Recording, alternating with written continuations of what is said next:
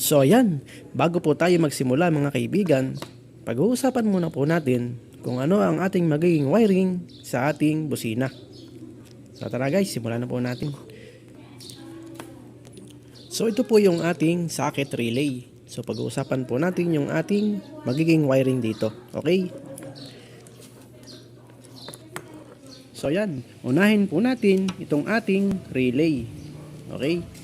So kung makikita nyo po yan guys, meron po yung mga number. Okay?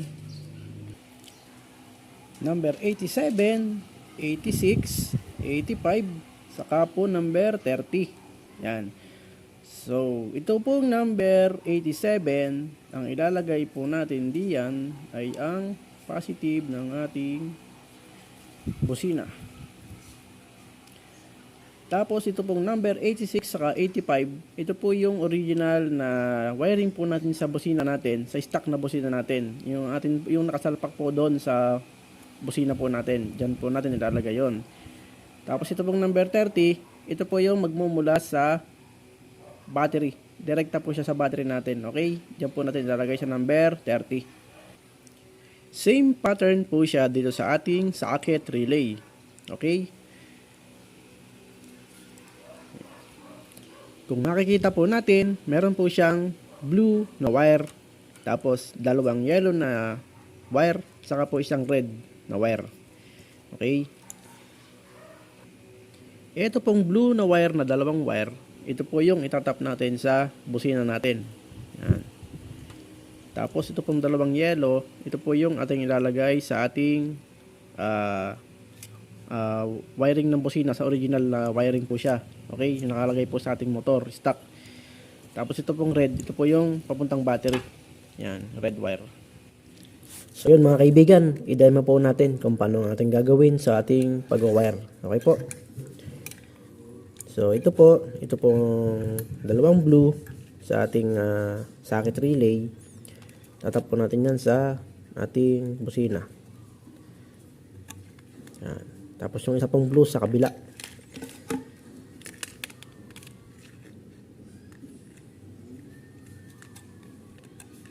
Yan. Tapos may isa po siyang wire dito na kulay black. Yan, itong black po na wire, itatap naman po natin yan sa negative ng ating busina. Ito po yung ground niya. Okay, naididikit po natin sa bakal, sa body po natin ng ating motor. Yan, ito po yung magiging wiring niya. Okay, ganyan. Tapos ito pong red, ito po ay papuntang battery. Okay, direkta sa battery. Pero lalagyan po natin yan ng fuse para mas safe. Tapos ito pong dalawang yellow, ito po ay tatap natin sa stock na linya ng ating busina. Okay po, yan. Ganun lang po siyang kasimple. Tapos ito yung relay, lagay po natin. Yan, ganun lang po. Ayan. So yan, okay, nakaset up na po yung ating relay. Tap na po natin sa ating motor.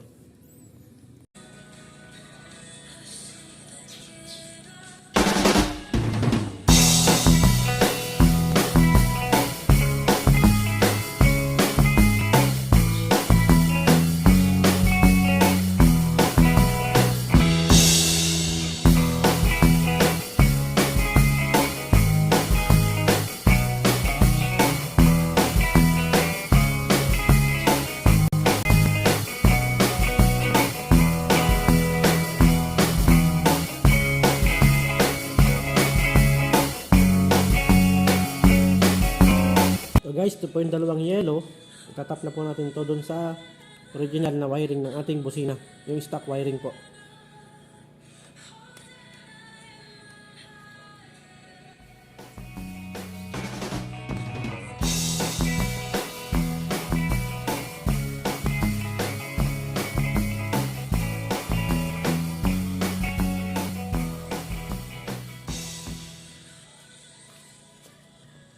So guys, yung yellow line po ay akin pong itinap na po doon sa original na wiring ng ating busina. Okay? Pinakakabit po sa stock na ating busina. So guys, ito po yung linya from na doon sa yung red po na nakarekta sa battery. So wala po akong makitang red, kaya white na lang po yung ginamit ko. And then guys, ito po yung yung fuse po na inilagay ko. Yan, may kasama na po siyang fuse. Yan. So nakatap na po siya doon sa battery, sa positive po ng ating battery. Yan po guys, nakatap na po siya sa positive ng ating battery. Nilagyan ko po ng fuse. Yan. So yun po, naikabit ko na po yung yung linya po ng yung yellow line from doon po sa stock na busina natin. Yan.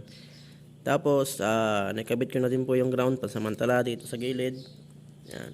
Maghanap pa po ako ng pwesto rito na pwede kong paglagyan ng ground. Yan. So ngayon po guys, susubukan na po natin kung gagana yung busina natin. So yan mga kaibigan, na po natin, i-sound check po natin kung gagana yung busina natin.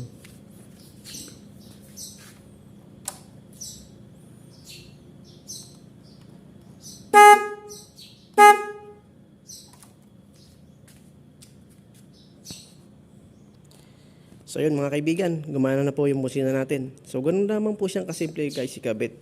Sundan nyo lang po yung natin, yung ating diniscuss kanina. At makakapagkabit na po kayo ng horn with relay. Nang sa relay lamang po natin. So yun, maraming salamat po guys. Hopefully na nakapagbigay po ako sa inyo ng konting information about sa pagkakabit ng ating horn relay. Yan, thank you and ingat po sa ating lahat. Ride safe.